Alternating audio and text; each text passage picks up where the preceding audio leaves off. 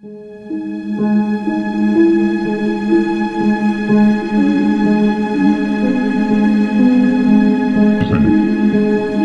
Allies party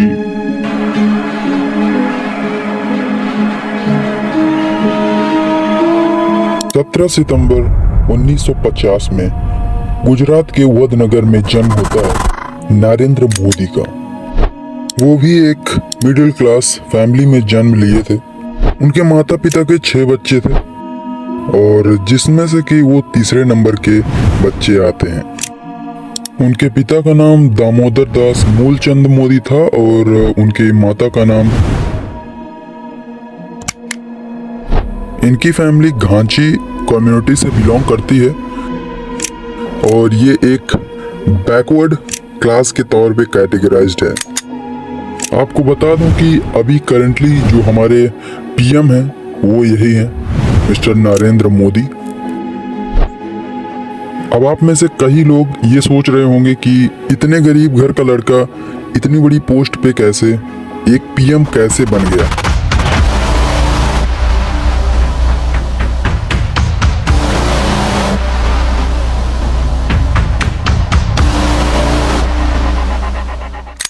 Narendra Modi ने अपनी early education Vadnagar के ही लोकल स्कूलों से करी।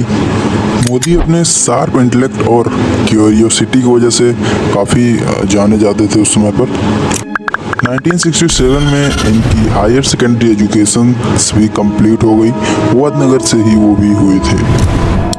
दिल्ली यूनिवर्सिटी में ये आर्ट्स की डिग्री ले रहे थे और बीच में इन्होंने ग्रेजुएशन छोड़ दिया और ये इंडिया का भ्रमण करने निकल गए, घूमने के लिए निकल गए, चीज़ों को जानने के लिए। जब सारा घूमना वगैरह हो गया तो मोदी दोबारा से लौटे दिल्ली यूनिवर्सिटी में और वहाँ से उन्होंने पॉलिटिकल साइंस में बीए किया।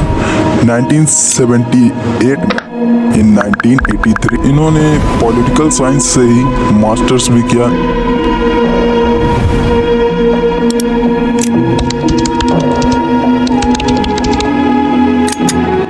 1967 में उनकी टीन एज में ही उनके अंकल ने उनको एक ऑर्गेनाइजेशन में इंट्रोड्यूस करवाया था और उसमें वो जुड़ गए थे,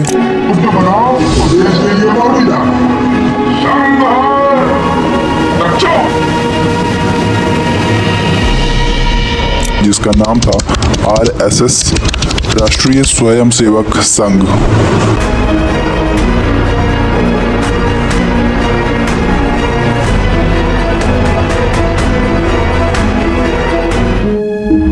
के पास बहुत ही अहम काम था आरएसएस में जाने के बाद।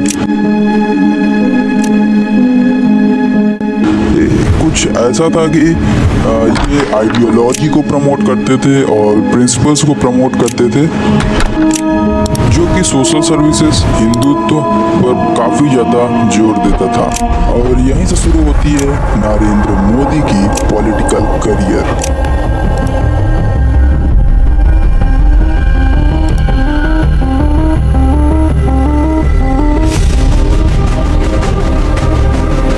,1980 में नरेंद्र मोदी का शुरू होता है असली पॉलिटिकल करियर, जहां पे वो बीजेपी को ज्वाइन करते हैं, भारतीय जनता पार्टी को।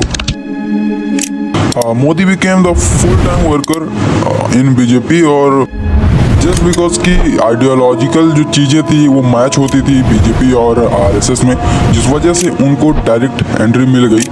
मोदी के अंदर जो भी स्किल्स थी, आप कह सकते हो बोलने की स्किल, सोचने की स्किल, सोचने समझने की स्किल को देखते हुए जो टॉप लेवल के लीडर्स थे बीजेपी के अंदर में, उनका अटेंशन बहुत अच्छी तरीके से ग्रैब कर लिया मोदी ने बहुत जल्दी।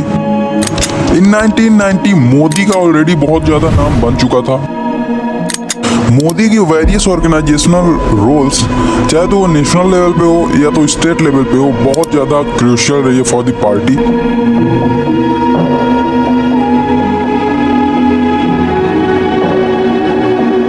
मोदी की लीडरशिप स्किल्स और इनके जो रोल्स रहे हैं पार्टी में, उनकी वजह से इनको काफ़ी ज़्यादा मदद मिली है रिकॉग्निशन हासिल करने में, नेम बनाने में।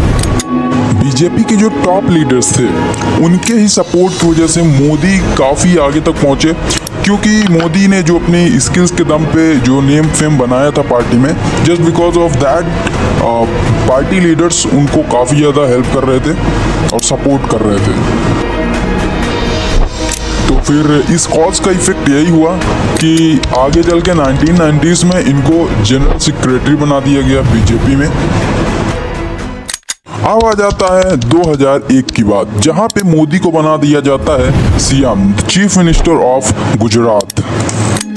केशुभाई पटेल जो कि बीजेपी तरफ से गुजरात के सीएम थे, पार्टी लीडर्स बहुत ज़्यादा डिससेटिस्फाइड थे उनसे, क्योंकि उनका performance being an chief minister काफ़ी अच्छा रहा नहीं।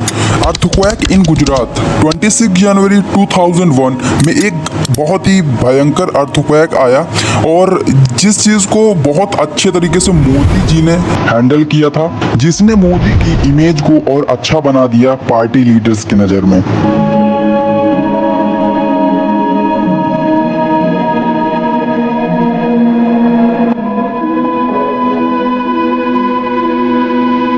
दो 2001 अक्टूबर के महीने में बीजेपी ने अपनी नेशनल एग्जीक्यूटिव मीटिंग रखी गोवा में, और जहां पे ये फैसला लिया गया कि केशुभाई पटेल को हटाकर उनकी जगह पे मोदी को गुजरात का सीएम बनाना है।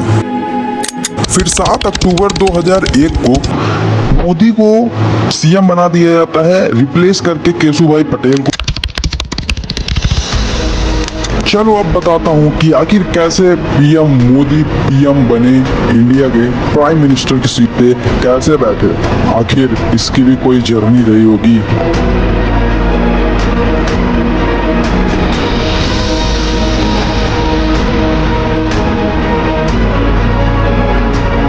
इन लोगों ने बहुत ज्यादा कैंपेन रन करवाए 2014 के इलेक्शन के लिए, और इन लोगों ने कुछ की इशूज पे फोकस किया था, जैसे गवर्नेंस, करप्शन और डेवलपमेंट। ऐसे कैंपेन्स को देखते हुए सुनते हुए लोगों को भी लगा कि यस, आगे चल के कुछ बदलाव हो सकता है, और काफ़ी सारे वोटर्स इनके साथ जुड़ गए। 2014 में ये लोग बहुत बड़ी जीत हासिल करते हैं और मोदी बन जाते हैं the prime minister of India.